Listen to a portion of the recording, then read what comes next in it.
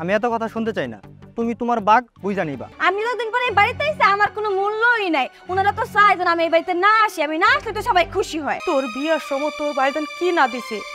জামাইরে হুন্ডার দিছে, নগদ টাকা দিছে, তোরে সোনার গহনা দিয়ে সাজাইয়া দিছে। এই সম্পত্তি যা দেখতেছ সব তোর নামে আগেই লিখে রাখছি। দেন ভাইজান।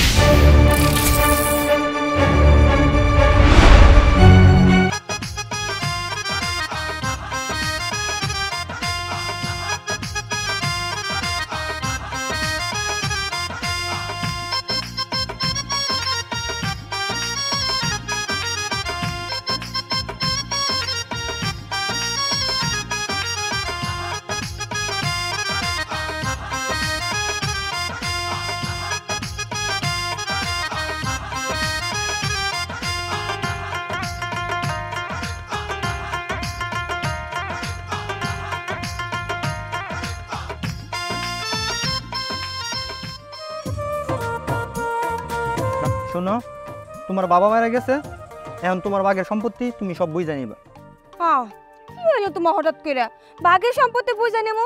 দেখো আমার বাবা মারা গেছে ঠিক আছে, আমার মা তো এখনো জীবিত আছে। আমি কেমন করে আমার মারা যাবো সম্পত্তির কথা? এখন কি তুমি তোমার মার মরার অপেক্ষা করবা? কখন মরবো কখন তুমি সম্পত্তি নিবা, তার আগে তোমার ভাই সব সম্পত্তি দখল করে বইয়া থাকো, তখন কি করবা? দেখো আমি আমার ভাইরে খুব ভালো করে চিনি। আমার বাবা মরে যাওয়ার পরে আমার ভাই কষ্ট করে আমার ছোট থেকে বড় করছে, লেখাপড়া শিখাইছে, ও নিজে লেখাপড়া শিখে নেই। আর তুমি সেই বাইরে নিয়ে বলতেছো আমার ভাই সম্পত্তি সব ভোগ করে নিব, আমার ভাগেটা আমার দিব না? এমন হইতেই পারে না। আমার ভাই আমার ভাগেরটা ঠিকই আমার দিব। শোনো, আমি এত কথা শুনতে চাই না। তুমি তোমার বাঘ বুঝা নিবা, ঠিক আছে? আর তোমার যে ভাই না, আমি বিশ্বাস করি না। আজকে তুমি তোমার সম্পত্তির বাঘ বুঝা নিবা, ঠিক আছে? আচ্ছা ঠিক আছে, এখন তো চলো বাড়িতে চলো। যাই।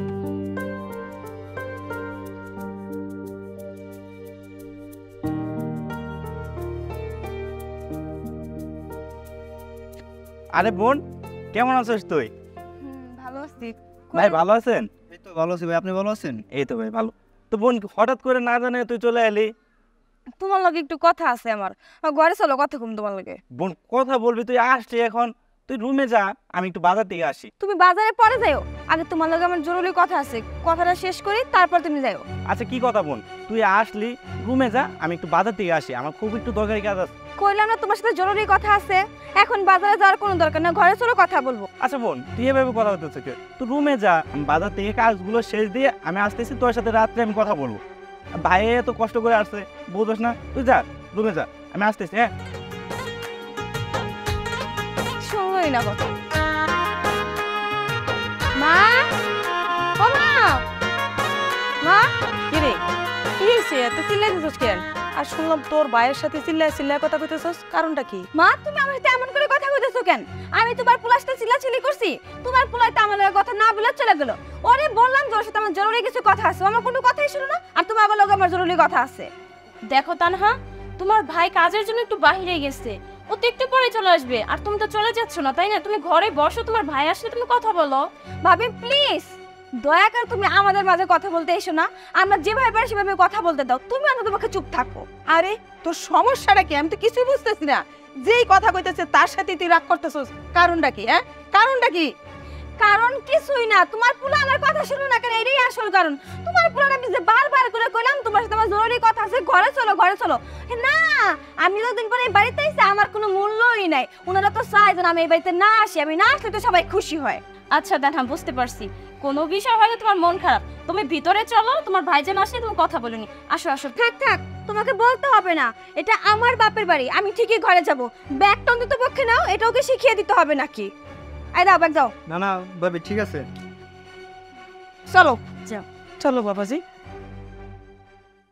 আচ্ছা মা, কত তোর কি হয়েছে? তোর ভাইয়ের সাথে আজকে এই ব্যবহারটা কেন করলি? মা, ভাইজান আইলে ভাইজানটা কইবা আমার ভাগের সম্পত্তিটা যেন আমার বোঝায়া দেয়। কি এই সামান্য সম্পত্তির জন্য তুই তোর ভাইয়ের লগে এত উঁচা গলায় কথা কইছস? মা, আমি উঁচা করে কেমনে কথা কইলাম? আমি আমার ভাগের সম্পত্তিটাকে আমি তোমার কাছে চাইতে পারি না? আমার এটা অধিকার, আমি আমার বাপের সম্পত্তি আমি চাইতেছি, আমি তোমার ভাইয়ের ভাগেরটা চাইতেছি না। তোমরা কেন এমন করতেছো আমার লগে? কি রে, তুই কেমনে বেইমানি করস? হ্যাঁ কেমনে বেইমানি করস? তোর বিয়ার সময় তোর ভাইজান কি না দিছে? জামাইরে হুন্ডার দিছে, নগদ টাকা দিছে, তোরে সোনার গহনা দিয়ে সাজাইয়া দিছে, তোর বাড়িঘর সাজাইয়া দিছে, আর কি দিব? হ্যাঁ, যখন যা চাইতেছস তোর ভাইজান যেমনে পারে তোরে জোগাড় করে দিতেছে, তুই এই বেমানিটা করতে পারতেছস? মা আমি কোনো বেইমানি করতেছি না, আমি আমার ভাগকে বুঝে নিতে চাইতেছি। দেখো মা, আমি তোমার একটা কথা কই, ভাইজান বিয়ে করছে, কয়দিন পর ভাইজানের ঘরে পোলাপান হইব, তখন ও সম্পত্তি সবকিছু পোলাপানের নামে করে দিব, তখন আমার কি দিব? আমার তো কিছু দিব না, আমারও তো ভবিষ্যৎ আছে, আমারও তো পোলাপান হইব, আমার পোলাপানের কি দিব? হ্যাঁ, আর আমার জামাই একটা বিজনেস করব, আমি আমার ভাগের যে সম্পত্তিটা পাবো ওইটা বিক্রি করে তারপর আমি জামাই টাকাতে বলে সুন্দর করে একটা বিজনেস করব। তোমার লোকের কত করে কোনো লাভ নাই, আমি বুঝতে পারছি, কারণ তুমি তোমার পোলারেই বেশি ভালোবাসো, আমারে ভালোবাসোই না। আমি তাই আজকে ভাই আসলে ভাইয়ের লগে বোঝাপড়া করে তারপরে এই বাড়ি থেকে যাবো, তার আগে যাবো না। তুই তো সুখেই আছো, তোর শ্বশুরে কি না রেখে গেছে, বাড়ি ঘর রেখে গেছে, জমা জমি রেখে গেছে, গাছপালা, পুকুর, মাছ, গরু, ছাগল, কোনটার অভাব রেখে গেছে? হ্যাঁ, আমি তো দেখি না যে তোর কোনো অভাব আছে। শ্বশুরের আছে সেটা শ্বশুরেরটা শ্বশুরের আছে, আর আমি আমার বাপের বাড়ির ভাগ আমি নিয়ে এসেছি। এখন আমার লোকে বাড়াবাড়ি করলে কিন্তু ভালোই বলে, তাহলে কিন্তু আমি থানায় যে বাইর নামে যে কি করবো? আর আমি আজকে বাইর লোকের কথা করে জানলে পরে আমার সম্পত্তির ভাগটা বুঝাই নিয়ে যাবো। আই চলো তো। আরে আমার কথাটা শোন, আমি তো ভাবতেই পারতেছি না আমার দুই সন্তানের মধ্যে এই সম্পত্তি নিয়ে রেষারেষি শুরু হয়ে গেল। আমি আর ভাবতে পারতেছি না, আমার মাথায় কিছু ধরতেছে না। যে ভাই আর বোনের মধ্যে এত ভালো সম্পর্ক ছিল, বোন ছাড়া ভাই বাঁচছে না, ভাই ছাড়া বোন বাঁচতো না, আর এই সামান্য সম্পত্তির জন্য দুই ভাই বোনের মধ্যে তোরা জানি কাটাকাটি, হিংসা।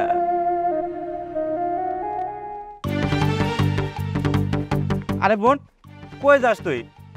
কই আর যামু? তোমার লাগি তো এখানে অপেক্ষা করতেছিলাম, তুমি সেই বাজারে গেছো, তোমার আসার কোনো খবর নাই। শোনো ভাই, আমি তোমার সাবসাব একটা কথা কয়ে দিতেছি, আমি এই বাড়িতে এসে শুধুমাত্র আমার সম্পত্তিটা বুঝে নেওয়ার জন্য, আমার সম্পত্তির ভাগটা আমার বুঝে দিয়ে দাও। আরে বোন, তুই এ কি বলতেছস? তোর সম্পত্তি মানে? এটা আমাদের বাবার সম্পত্তি, আর সময় হলে তো আমি তোর নিজের নামে একাই লিখে দেবো। এটা কি আর বলতে হয় পাগল? দেখো, এত কিছু বুঝি না, সময়ের অপেক্ষা করার সময় আর আমার নাই। তুমি আজকের মধ্যে যেমনি পরে আমার সম্পত্তির ভাগটা আমার নামে লিখে দাও। আরে শুন বোন, তোর একটা কথা বলি, তোর সম্পত্তি যখন দেওয়ার সময় হবো তখন আমি নিজে থেকে সম্পত্তি দিয়ে দেবো, এত চিন্তা তো করতে হবে না। দেন ভাইজান,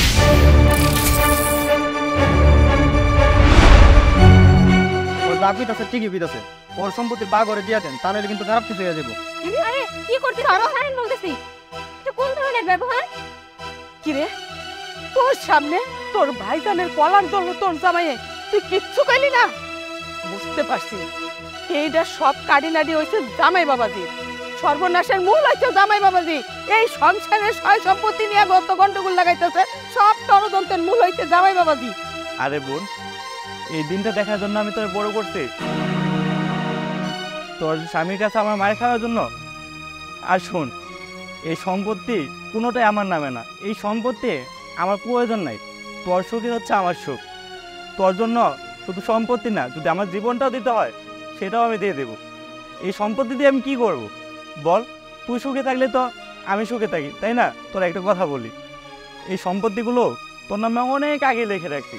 আমি ভাবছিলাম সময় মতো তোর সম্পত্তিতে তোকে বুঝিয়ে দেবো, এখন দেইনি, কারণ তোর স্বামী নষ্ট করে ফেলবে। এই বিজনেসে করে ওই বিজনেস করে সবগুলোতে লস খায়, কোনো বিজনেসে টিকতে পারে না। সেই জন্য কিন্তু বলে আমি দিতে পারিনি তোকে, মার সাথে অনেক আগেই কথা বলছে। এই সম্পত্তি যা দেখতেছ সব তোর নামে আগেই লিখে রাখছি। আমি ভাবছিলাম তোর স্বামী তোর নেশা করে বা ওই বিজনেস করে সব টাকা নষ্ট করে ফেলবে, জমি বিক্রি করে দিবে, সেই জন্য কোনো তোর সম্পত্তিটা দেওয়া হয়নি। মার এটা আগে থেকেই বলা হয়ে গেছিল। কি রে, তোর সামনে তোর ভাইজানের কলার ধরলো তোর জামাইয়ে, তুই কিচ্ছু কইলি না? বুঝতে পারছি এইটা সব কাড়িনাড়ি হয়েছে জামাই বাবাজির, সর্বনাশের মূল হয়েছে জামাই বাবাজি। এই সংসারের সয় সম্পত্তি নিয়ে গত গন্ডগোল লাগাইতেছে সব এই জামাই বাবাজি। ভাইজান, তুমি আমার মাফ করে দাও, আমি তোমার লোকে এত খারাপ ব্যবহার করতে চাই না, কিন্তু কি করবো কও? তোমার জামাই যে সারাক্ষণ আমার উপর চাপ সৃষ্টি করে, সারাক্ষণ আমার কইতে থাকে আমার সম্পত্তির ভাগটা যেন আমি বুঝে নিয়ে যাই, আর নাইলে নাকি ওর সাথে আমি সংসার করতে পারবো না, ও আমার ডিভোর্স দিয়ে দেবো। এই জন্য আমি তোমার লগে এতটা খারাপ ব্যবহার করছি ভাইজান, আমার তুমি মাফ করে দাও। আমার সম্পত্তি টম্পত্তি কিচ্ছু লাগবে না, দরকার পড়লো আমি আর সংসার করবো না। তাও তুমি ভাইজান মাফ করে দাও। সে আমার ভাইজানের গায়ে হাত দিতে, ওর মতো মানুষের লাগে আমার সংসার করার কোনো দরকার নাই। ওরা তুমি এখান থেকে বাড়ি করে দাও। ভাইজান আমার মাফ করে দেন, আমি অনেক বড় অন্যায় করে ফেলছি। আর আমি ওরে বুলায়া বালায়া আপনাকে বাড়ি নিয়ে এসেছি সম্পত্তির বাঘ নেওয়ার লেগা। না ভাইজান আমি কি করবো কোন, 2-3টা ব্যবসা দিতে গিয়া লস খেয়ে ফেলছি, এজন্য মাথা মাথা ঠিক ছিল না। ওরে আমি চাপ দিয়েছি বাড়িতে আয়া সম্পত্তির বাঘ নেওয়ার লেগা। বাজার জামাই বাবাসি ভুল করছে, তোর বোনও ভুল করছে, ক্ষমাও চাইছে। ওর আরে তুই ক্ষমা কইরা দে বাজার, ভুল তো মানুষই করে। হ্যাঁ ভাইজান তুমি আমাকে মাফ করে দাও। না না বোন, তুই ক্ষমা চাইবি কে? তুই তো আমার কলিজা, ছোটো দিকে তোরে মানুষ করছিস, তুই মাপ চাইস না। তুই মাপ চাইলে আমার খুব খারাপ লাগবো। আর শোন বোন, চল তুই আজকে তোর সব সম্পত্তি কাগজ দিয়ে দেবো। না না, কোনো সয় সম্পত্তি আজকে আলোচনা চলবো না। আজকে তুমি যা রান্না বসাবা ধুমসে খাওয়া হইব। চলো বাজার, ঘরে চলো। চলেন না আয় ভাইজান, চলেন চল। ভাবি চলেন।